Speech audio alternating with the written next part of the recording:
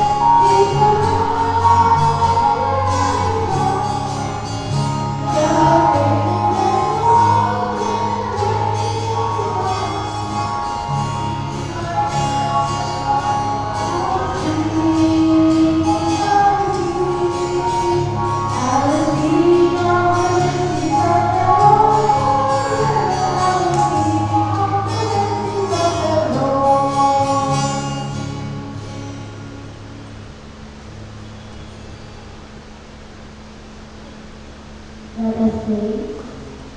Our Father in heaven, we thank you for this day that you've given us, and yet a new day of your hope. As we start our worship today, guide us and protect us. Guide also our messenger as you give us your word to us. Lord, give us for our sake in Jesus' name we pray. Amen.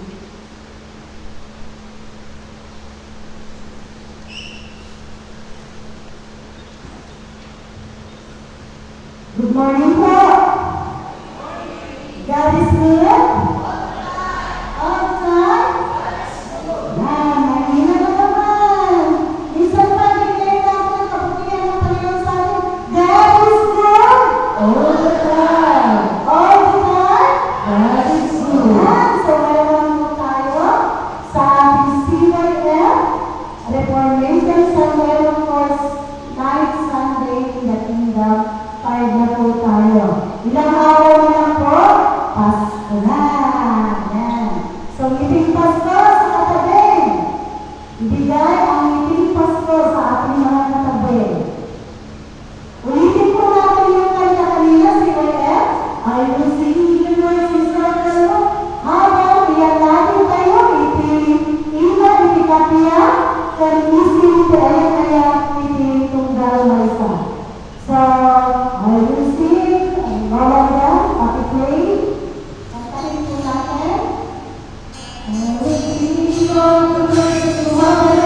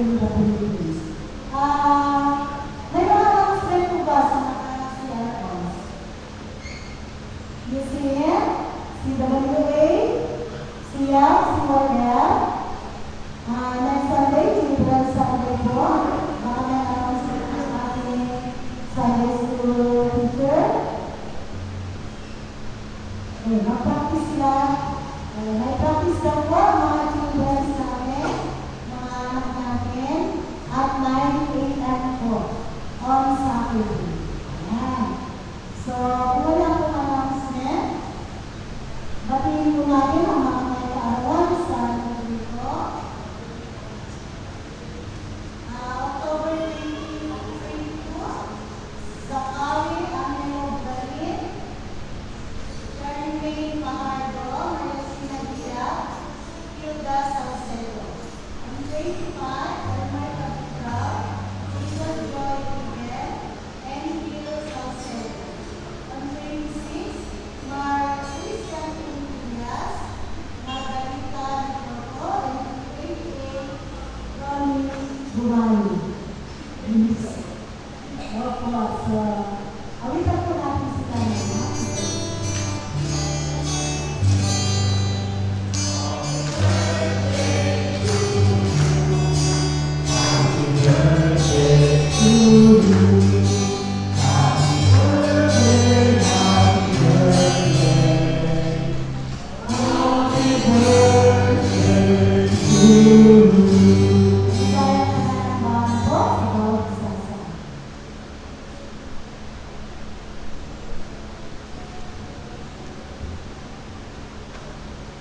God is calling us all to humble in His presence.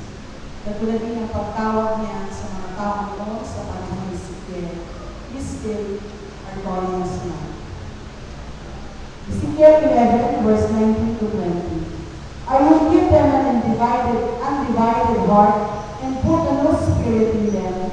I will remove from their heart stone and give them a heart of flesh. Then they will follow my decree and be careful to keep my laws. They will be my people, and I will be their God.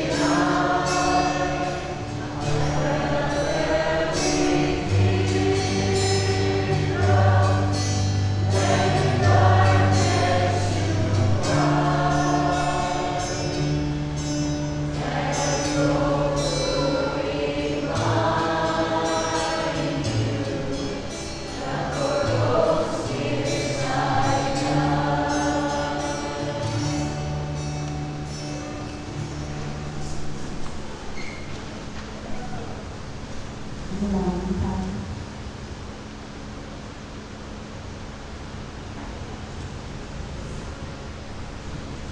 Tunay nga, Panginoon, ang aming nagpapasalamat.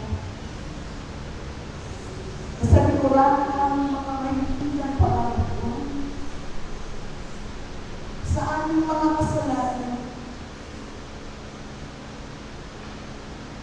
Ikaw po ay nandiyan na aming nagpapaalala upang maging makulay ang aming buhay pananampalataya. Maraming salamat po sa pagpapatawad mo sa mga kulang namin bilang mga tao. Tinawag mo ng lahat.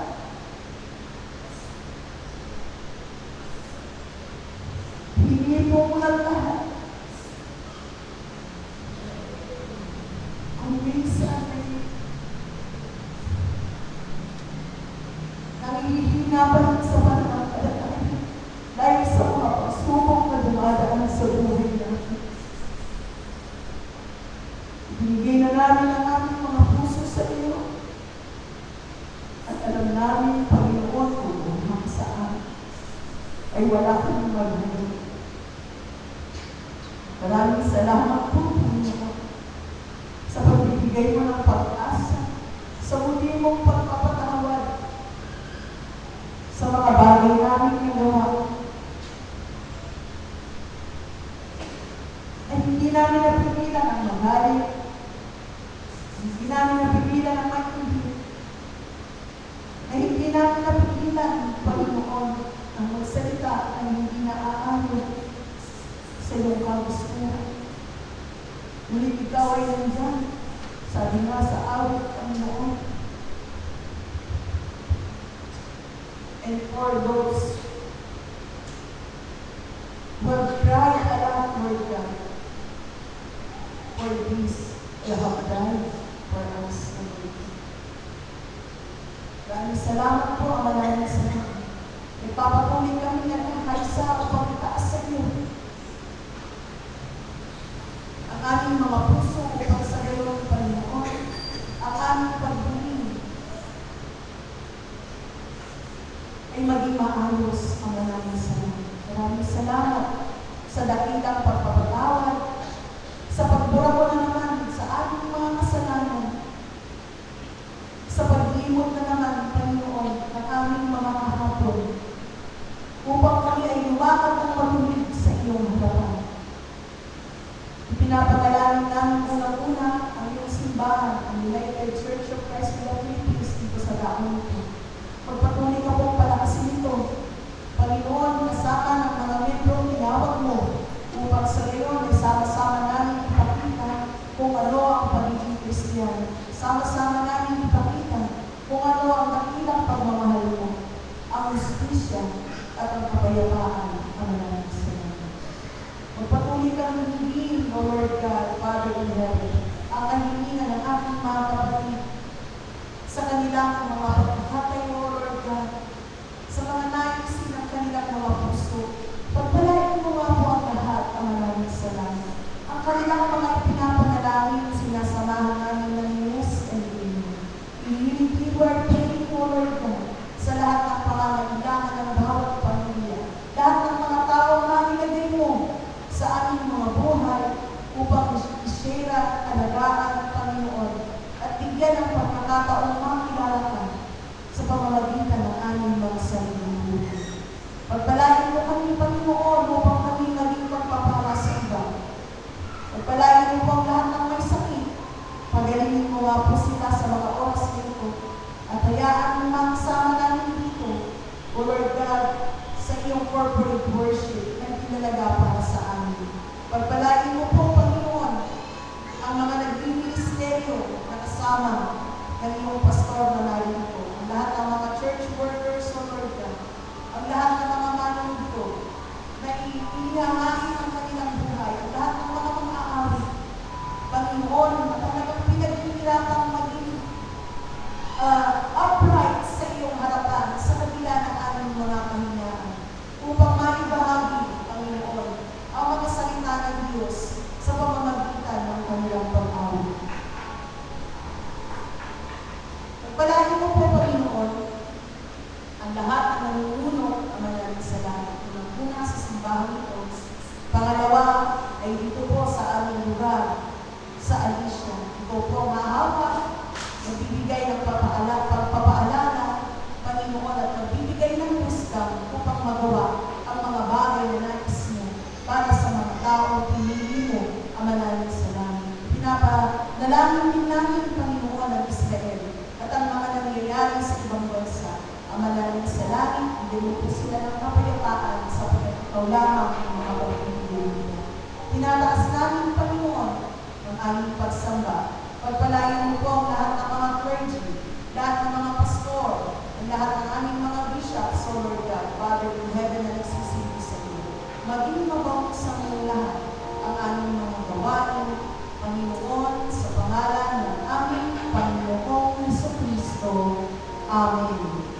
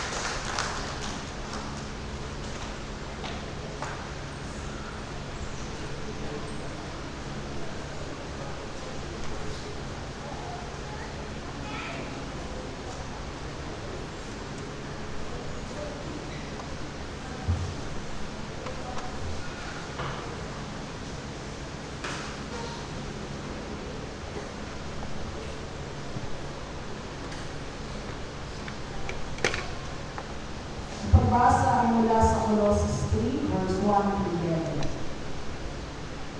Yamang binuhay kayong muli na kasama ni Kristo, ituon ninyo ang inyong pag-iisip sa mga bagay na nasa langit, na kinaroroonan ni Kristo na nakaupo sa kanan ng Diyos.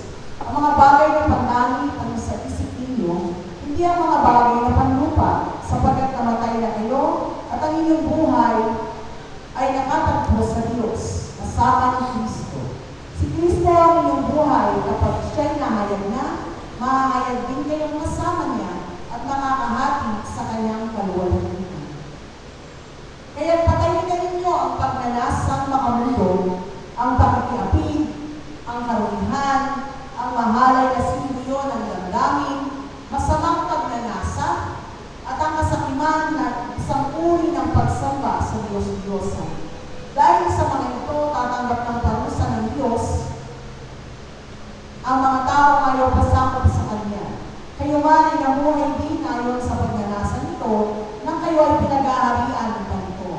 Ngunit ngayon, takwin na ninyo ang lahat ng galit, puot at sama ng loob, iwasan na ninyo ang panlalaki at malaswang pananalita. Huwag kayong magsisinungaling sa isa't isa, sapagkat pinubad na ninyo ang dati ninyong pagkatao, pati ang inyong mga gawa, at ang mga gawa nito. Sinuot na ninyo ang bagong pagkatao na patuloy na nagbabago ng kanyang pagiging larawan ng Diyos na lumikha sa inyo, upang lalo ninyong siyang makilala. Kaya sa kalagayan nito, wala ng pagkakaiba ang Griego ng Hudyo, ang tuli at ang hindi tuli, ang dayuhan at ang hindi sibilisado, ang alipin ng malaya, ngunit si Kristo ang pinakamahalaga sa lahat, at siya ay nasa inyong lahat. Purihin ang Panginoon sa inyong mga santo. Opo na Panginoon.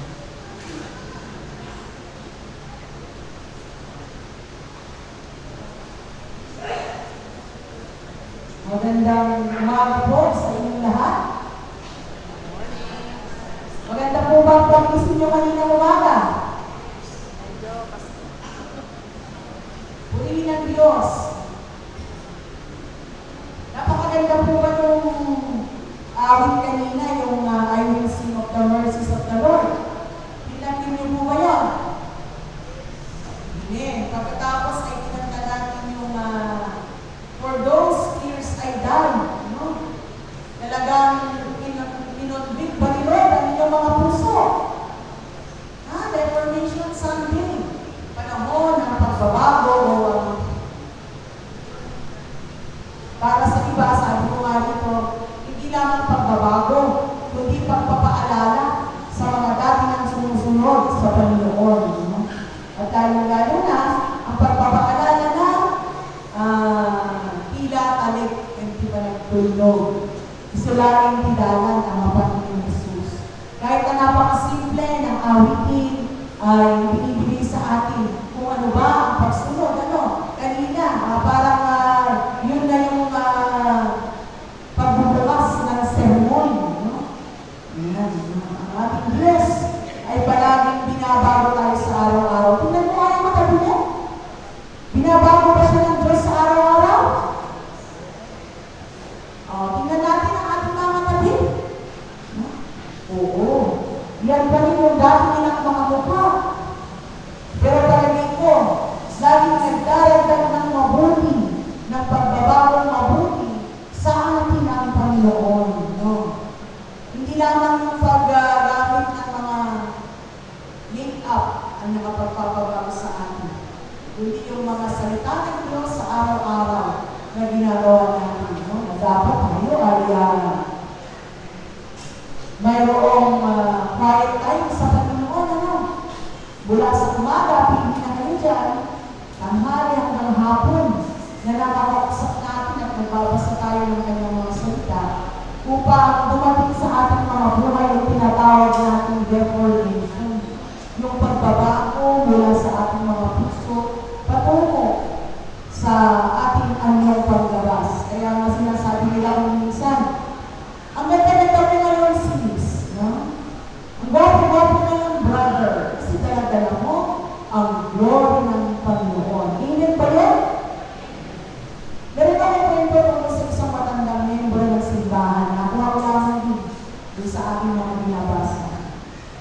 Na nagiging multi-problema daw siya sa kanilang kapilya at kung umakawit ito ay sobrang lakas at medyo sintonado daw ang kanyang boses. Marami ang hindi natutuwa doon sa kanyang pag-awit niya, sa pagsabay niya sa pagkanta ng himno. Kung kaya, inausap ng mga membro ang pastor para kausapin siya na hinaan niya yung boses niya sa tuwing umakawit siya. Maaaring may nakakaalam na ng kwento, pero ulitin ko po nakarating yung pastor sa bahay ng membro. Mabuti, garang-garang yung bahay niya. Tulad ng dati, gano'n ang suot niya, lumang damit. Suot niya yung sombrero niya, yung favorite na sombrero niya, yung siya iparating na nakita niya sa gali sa labas. Itong lalaki ito, itong matandang lalaki ito. Subalit masaya siya, nadatnan ang kanyang bisita sa labas ng kanyang bahay. Medyo low voice, sabi niya, Pastor, halina po kayo sa loob, sabi ng membro. Tapos nagkaupo sila, Tatay Nanding, napansin ko po, sa tuwing nagsisimba tayo, mukha tayong excited. No? Sa pag-awit ng mga papuri sa Diyos. Napansin niyo ba ng mga katabi niyo, excited ba silang umawit ng papuri sa Diyos? O tinatamad? Excited din ba? Sabi niya, iniisip ko po, Panginoon, kasi mabalang araw, ako'y titira sa isang palasyo, di ba bago-bago ng kanyang bahay? Titira po ako sa isang palasyo, pagdating ng araw. Magdadamit din po ako ng magara pagharap po sa Panginoon. Nakikita po ninyo yung sombrero ko nito, papalitan po ito ng korona ng Diyos. No? Ayaw doon sa kanyang nababasa sa madalang kasulatan. Kaya hindi ko po napigilan ang sarili ko pagdating sa pag-awit sa pananambahan, gusto ko pong magpuri sa Diyos. Ngayon, naunawaan na ng pastor kung bakit siya ganun kumanta. Kung kayo po yung pastor, masasabihin ko lang na ang boses niya. O dapat, sa loob ng bahay, panambahan, excited ka din. Para hindi mo napapansin yung mga tao sa tabi mo. Kung malungkot ka, ipanong sa Diyos at gawin mong daan ng kasiyahan, ang boses ng iyong mga kasama sa pagpupuri ng Diyos. Amen? Amen. Kaya ko gawin mo ito, hindi mo ang ating binasa ito. Ang pagiging Kristiyano ay pagkakaroon ng bagong perspective, ng bagong pananaw. Yan ang pagiging Kristiyano. Sabi ko nga po kanina, ang ating sermon, ayon sa panibagong pamumuhay kay Kristo, at kung sa mga dati na, ay pagpapaalala mula kay Apostol Pablo para sa buhay na ito. No po? Wala po ang tinutulong na isang tao lang. Ito po ay para sa taga-Colosas at inaangkin natin sa mga oras na ito para sa lahat ng mga Kristiyano. No? Nananampalataya at papatuloy na nais mabuhay para sa ating Panginoon. Ayon sa talatang 1, binuhay kayo muli na kasama ng Kristo. Kaya ang pagtutuo ng inyong isip ay ang mga bagay na nasa langit, na kinalarawan na ni Kristo, na nakaupo sa kanan ng Diyos. Pag ikaw ay Kristiyano na, hindi lang yung mga bagay na para sa iyo ang isipin mo. Nangungunang isipin mo ay ang Panginoon. No? Ang tunay na Kristiyano ay nabubuhay sa kasalukuyan. Ngunit nakatingin sa hinaharap, nakatayo sa lupa, ngunit nakatanaw tayo sa langit. May dalawang yugto ang ating buhay. Ang yugto dito sa lupa ay sinasabi mo ito pagka mayroong patay. Ito ay isang pansamantalang buhay. Ang dalawang yugto ay sa langit. Doon tayo ay mabubuhay na walang hanggan. Mula nang tanggapin natin ang ating Panginoong Hesus sa ating buhay, nagsimula tayo magkaroon ng bagong pananaw. Mula sa kadiliman, tungo sa liwanag. Mula sa kasalanan, lumalago tayo ngayon sa kabanalan. Ito ay puno ng posibilidad at pag-asa dahil ginagawa ito ng kabutihan ng Diyos. Yung mga buhay po natin. Ito ay buhay na may bagay kahulugan upang umibig, maglingkod sa Diyos, umibig at maglingkod sa ating kapwa. No? Yung mga Kristiyano na ngayon, hindi dapat pinabalikan yung dati nilang buhay. Yun ang sabi ni Apostol Pablo. May bago na ng pananaw. Pagkatapos natin sa buhay na ito, ay may nakahanda pa sa buhay na makalangit. Hindi ba man nadarama na natin ang kagalakan, ibubungan ito gamit ng mata ng pananampalataya o the eyes of faith. Inaasahan natin ang gantimpalang inihanda ng Diyos doon sa kalangitan. Ang pagkakaroon ng bagong pananaw ay nais makita ng ating Panginoon sa ating mga buhay upang makita ito ng iba sa atin at makaaral sila. Pangalawa, ang pagkakaroon ng bagong buhay sa bagong layunin sa buhay, yung purpose. May papanibagong purpose tayo sa bawat pag-isip natin sa umaga. Kung tayo ay nawala, kahapon, pero ngayon, may mapapatuloy tayo upang magpatuloy tayo magkaroon muli ng lakas ng kalooban mula sa pagkakasakit, patungo sa paggaling upang magalit ka ng Diyos sa kanyang ministeryo. No, meron dahilan ang bawat buhay natin mga tao kung bakit tayo gumigising muli sa umaga. Dati tayo nasisiyahan sa kasalanan. Nasisiyahan tayo sa mali dahil nakala natin ito ay tama. May dalawang panlilin lang o deception ang kasalanan. Una, inakakala natin na magiging makasarili. Ang pagiging makasarili ay para sa sariling kapakanan.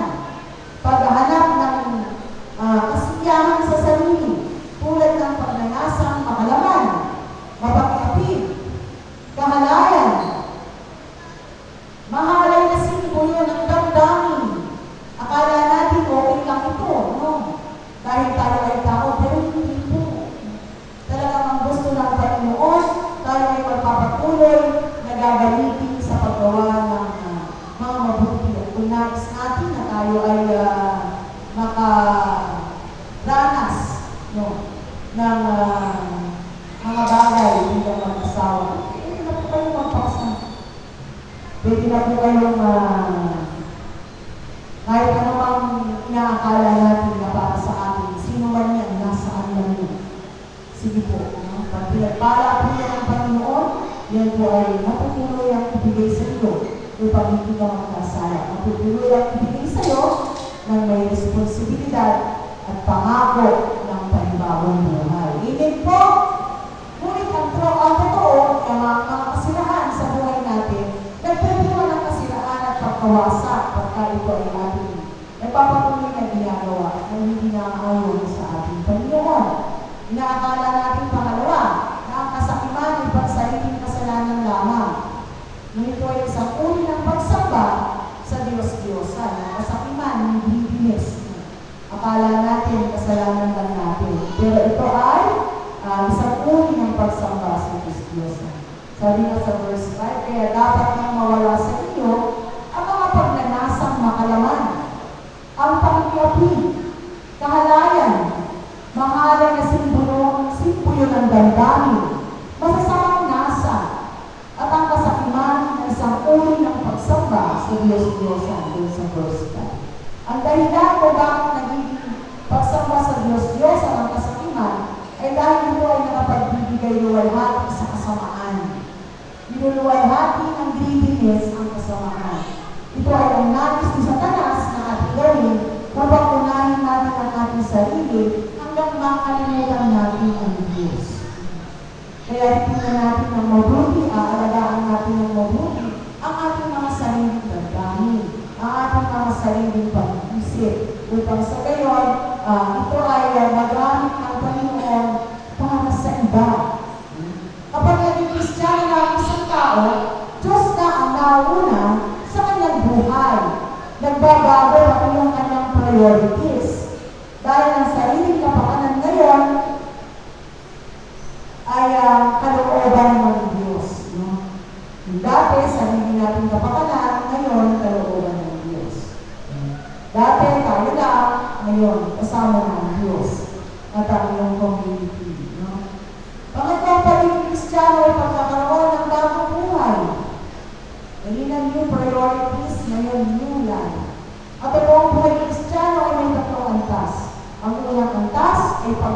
sumusugod sa kasalanan. Sa talatang 8 at 9, kung ngayon itinakwil na ninyo ang lahat ng galit, pork, sama ng loob, iwasan na ninyo ang panlalait, malaswang pananalita, huwag kayong magsisinungaling sa isa't isa, sapagkat hinubad na ninyo ang dati ninyong pagkatao, pati ang mga gawa nito. Itakwil iwasan, huwag nang balikan. No? Hindi natin maaaring yakapin ng sabay ang Diyos at ang kasalanan. Kailangan ay pipili tayo ng isa, no? Ang Panginoon. Sapagkat kung ang Panginoon ay mas marami ang ating nagagawa. Pangalawa, ang pagsusuot ng bagong pagkatao. Sabi sa talatang 10, isinuot na ninyo ang bagong pagkatao na patuloy na nababago at nagiging kalarawan ng Diyos na lumikha sa iyo upang lalo ninyo siya makilala. No? Ang pagsusuot ng pagkatao ng panibagong pagkatao ng sarili, hindi magbabalik sa kasalanan, ay pagkilala sa ating Panginoong Diyos. Sa ibang talata ng Biblia ay tinatawag na muling na panganakan o nagpanganak ka ng muli sa bawat paggising mo sa umaga na babago ka. No, tinanggap mo ang ating Panginoon. Hindi ka hinahayaan na magpatuloy sa putik. No? Sabi dito ay, o kaya ay pagiging bagong nilalang doon sa 2 Corinthians, 2 Corinto, Kapitulo 5, versikulo 17. Ang pangatlo ay patuloy na pagtunlad sa kabanalan. Meron ka ng new meaning, new purpose, new life. Ngayon, magpapatuloy ka sa pagtunlad sa kabanalan na nagiging kalarawan ng Diyos. Unti-unti nagiging kalarawan ng Diyos. Kapag lumalalim ang ating pagkilala sa Diyos, tayo ay binabago ng Panginoon hanggang sa lubusang makita sa atin ang buhay na kawangis ng Panginoon. No?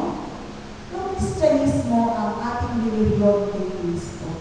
Ang Kristyanismo ay ang tanging relihiyong tinatag ng Panginoon Jesus upang makaranas tayo ng bagong buhay. Marami ang nagtuturo ng pagiging Kristiyano ay hindi relihiyon, kundi relasyon sa Panginoon Jesus. Kung minsan ay iniiwalay nila ang kanilang sarili sa simbahan. Meron na lamang fellowship. Hindi pwede yun. Relihiyon at relasyon. Dapat dalawa. Hindi makakaila na napakadakila ng hiwaga ng ating relihiyon. Siya'y nahayag at naging tao sa 1 Timothy 3:16. Pinapahalagahan ang relihiyon. Hindi maikakaila na napakadakila ng hiwaga ng ating relihiyon. Siya'y nahayag na naging tao, pinatunayang matuwid ng Espiritu, at nakita ng mga anghel, pinangangaral sa mga hindi, pinaniniwalaan ng lahat, at itinaas sa kalangitan sa 1 Timothy 3:16. Ayon din sa Santiago, or James 1, chapter 1, verse 26 to 27, ang salita ng Panginoon ay hindi masama. Sa halip ito'y tumutukoy lamang sa doktrina tungkol sa Panginoon Jesus na matibay na sa mga Kristiyano. Ang Kristiyano ngayon ay relihiyon. Ito ay samahan ng taong binago, naligtas, buhay ng kanilang pananalig sa Panginoon Jesus, sa relihiyong Kristiyano na bumuklod ng iba't ibang uri sa pagkapantay-bantay at pagkakalisa. Nawawala yung diskriminasyon, pagkakahati-hati sa pagitan ng mga kaanib. Wala ba tayong ganoon? Pinapractice ba natin yun? Kapag pinapakinggan natin ang mga salita ay binubulay-bulay natin para sa ating samahan. Hindi lamang sa kulay ng balat o antas ng pamumuhay at kultura ang pagsasama-sama. Inalis ni Lord yung boundaries ng Panginoon. Sabi sa talatang 11, kaya't sa kalagayan nito, wala nang pagkakaiba ang Griego at ang Hudyo, ang tuli at ang hindi tuli, ang dayuhan at ang mabalas na tao. Ang alipin ang malaya, ngunit si Kristo ang pinamahalaga sa lahat na nasa sa inyo. No? Siya ay lahat, nasa sa atin. Kaya nga kayo hinihiram ng Diyos, tayo hinihiram ng Diyos, minamahal niya at pinili para sa Kanya, dapat tayong maging mahabagin. Tingnan yung mga ugali natin na dapat natin tingnan sa atin. Mahabagin, mabait, mapagpakumbaba, mahinahon. Mahinahon ba kayo? Mapagtiis. Mapagtiis ka po. Ayun po, sabi ng mga matatanda. Talagang ginagawa, no? Yung pinakailangan. Mapagpasensya sa isa't isa. Tingnan nga yung kay Mr. na. Tingnan nyo kung mapagpasensya kayo sa isa't isa. O para kayong nakasot po siya. Na? O. Kung may hinalak kayo kaninuan, sa verse 30 nito, napakaliwanag, hindi na kailangan ipaliwanag pa, no? Mapagpatawad po kayo, gaya ng pagpapatawad sa inyo ng Panginoon. At higit sa lahat, taglayin ninyong pagmamahalan na siya'y nagbutang Lord sa lahat ng ganap na pagkakaisa. Paghain ninyo sa inyong puso ang kapayapaang kaloob ni Kristo. Sapagat yan ang dahilan kung bakit kayo tinawag sa simbahan ito, sa iisang katawan. No? Magpasalamat kayong lagi. Ang salita ng Kristo ay hayaan ninyong lubusang manatili sa inyong puso. Turuan ninyo at paalalahanan ng bawat isa ng may buong karunungan. Kung meron sa ating mga tahanan, kung meron nagkakasala, tulungan at paalalahanan. No? Hindi na dapat nag-iisip ng ganyan. Baka ito ay mawalan ng blessing na. Tuturuan natin sila at paalalahanan natin. Lalo-lalo na kung paano tayo nagiging mga magulang sa kanila. Ay isang malaking patutuunan ng ating buhay Kristiyano. Buong puso kayong umawit ng salmo. Kaya kanina yung taong kinuwento ko talagang buong puso siyang umawit. Kasi alam niya ng lahat ng mabubuting bagay ay mapapasa kanya. Pag pinanaw kayo, God is good! All the time? God is good. Kayo po kayo. Ano ko minsan, siguro dahil na na ating mga alalahanin sa buhay. Kaya minsan pag magtanong, God is good! Sabi, all the time. Talaga ba? All the time? Sabi dito ng Panginoon, palagi kayong magpasalamat. Ano man ang dumating sa inyong buhay. Sa mga susunod na naman ito, ay dakilang pagpapalang nagmumula sa Kanya. Hindi tayo pababayaan. Magpasalamat kayong lagi. Kahit pagsubok, pastor, kahit pagsubok. Sapagkat sa pamamagitan nito, God is humbling us. No? Kasi tayo mga tao, lalo na kung medyo malayo yung ating narating, ang taas-taas na natin. Kahit isa nakakapilok na tayo. Hindi pa natin ginagawa ng baba ng ating sarili. Kaya ang Diyos ang gumagawa ng paraan to humble us. At sasabihin ko dahil, Lord, thank you, Lord. Kasi hindi ko nagawa sa sarili ko. To humble myself. Sa mga panahon yun, na ginawa ko yung mga bagay na yun. Maraming salamat po sa pag-humble niyo sa akin. Kaya ang mga salita ng ating Panginoon ay manatili sa inyong puso. Turuan ninyo at palalahanan ng bawat isa. Turuan ninyo inyong sarili. Hindi lamang ng bawat isa. Turuan natin bago natin maibigay ang dakilang pagpapala sa ating mga anak tayo muna. Yung naka-experience ng mga bagay ninyo. Umawit ng salmo, umawit ng himno, habang kayo narito, ng mga awiting espiritual, na may pagpapasalamat sa Diyos. Ano man ang inyong gagawin o sasabihin, hindi lamang po sa loob ng bahay pa ng bahay. Hanggang doon sa inyong paglabas,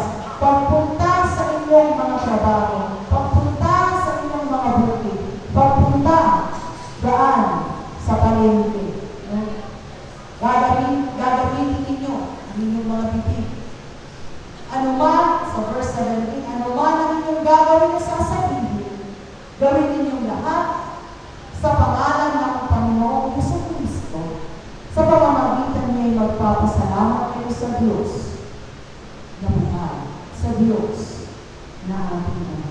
No? Yun ang nais ng Panginoon para sa mga buhay natin.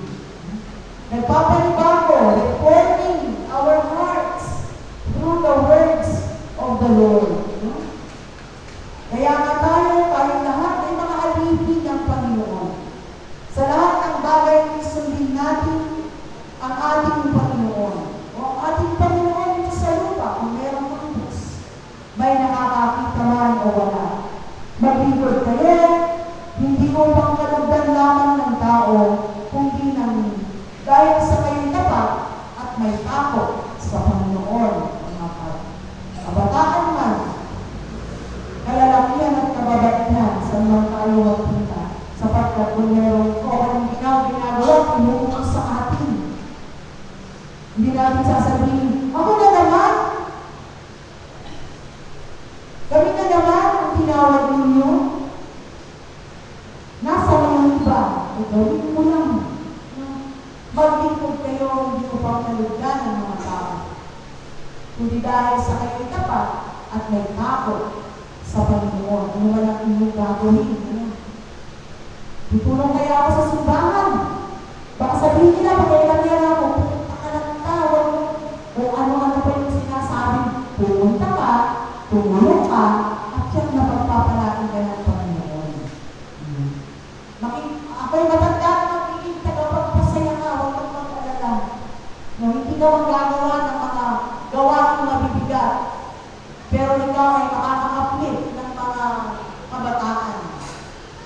Mamaya, hinipuin ng Diyos ang puso ko, di magpapamilihin ka naman. Huwag mong hayaan hawakan ka kung ikaw ay mayaman. Kung ikaw ay kumikita ka, hindi ka mayaman kumikita ka. Huwag mong hayaan yung pera yung mananakal sa'yo. Let your money use. Ikaw ang gagamit. Don't let your money use you. Ikaw ang gagamit mo sa pera. No? Hindi ka makagawa?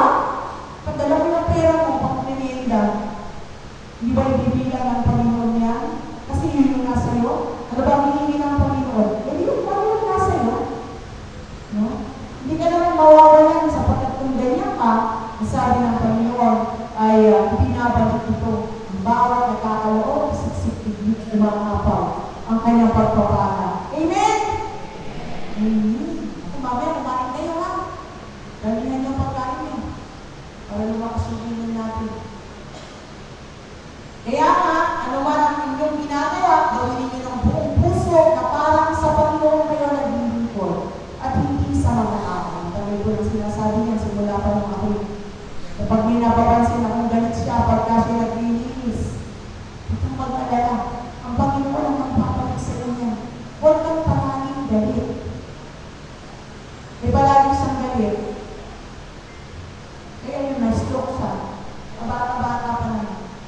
Pag may pumunta, dahil mas maganda sa kanya, galit siya. Pag may gumalaw ng mga gagawin niya, dahil wala siya, galit siya.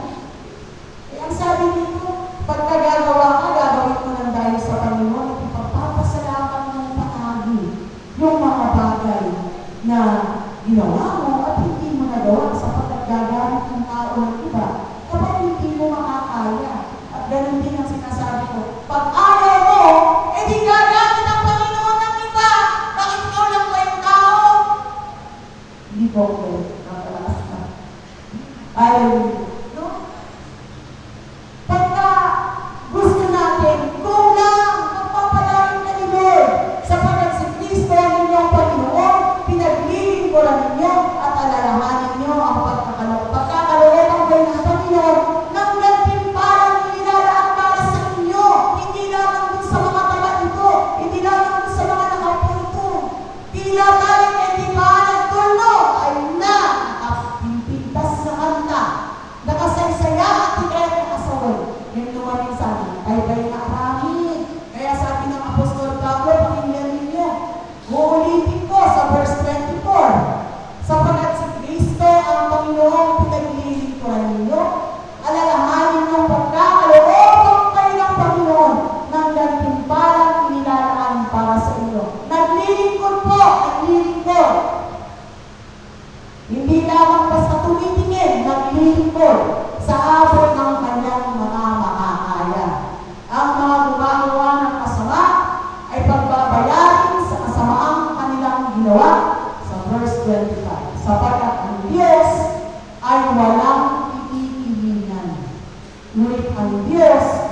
pagmamahal sa lahat ng nagpapatuloy sa reformation. Nagpapatuloy na binabago. Hindi nananatili doon sa kanyang kasalanan. Hindi nananatili sa kanyang mga dating gawain.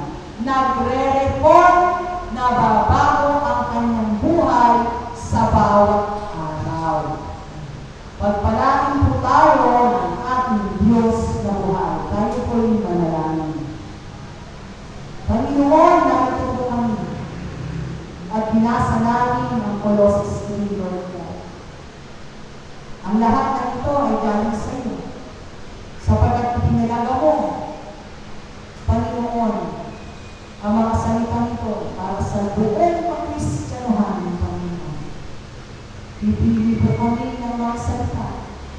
Ngunit narito, inilahat kong lahat ang nasa Colossus 3. Ikaw po ang magpapala at magbibigay at mananatili sa mga puso ng ating mga kapatid na narito. At ako din bilang iyong tagapaglingkod at tagapagdalaga. Pagpalain mo po ang inyong si Siti Alicia sa Reformation Sunday. Hindi kami ang masusunod ang aming salamat.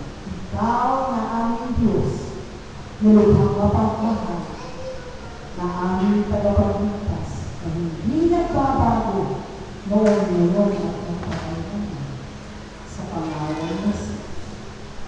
Amen.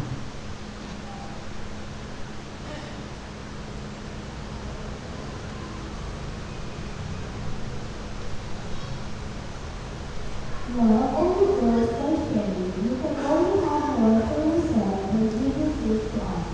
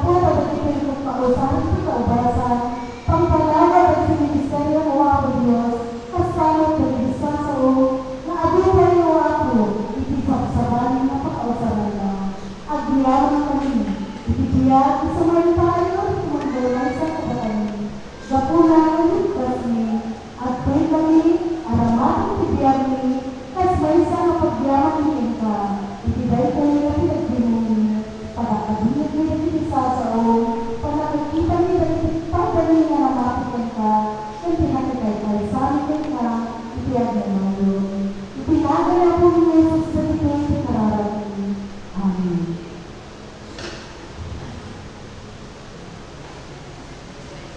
Salamat po sa blessing all our prayers and your peace.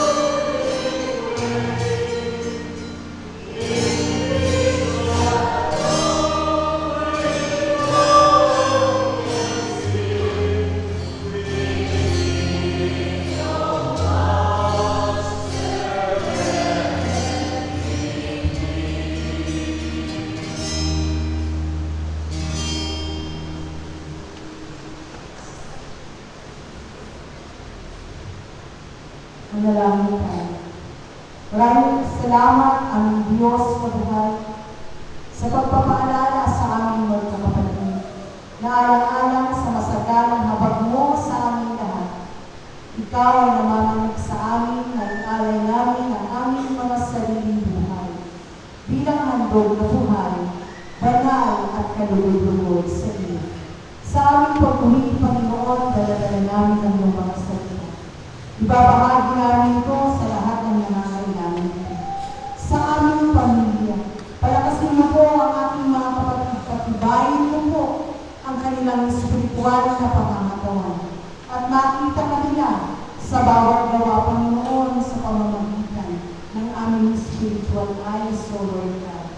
Sa bawat kapartner na ibinigay mo sa amin, sa bawat kapulungan, Panginoon, na ibinigay mo sa bawat tahanan ng bawat isa. Hayaan mo buong kalakasan namin ipahayag ang mabuting balita para sa iba.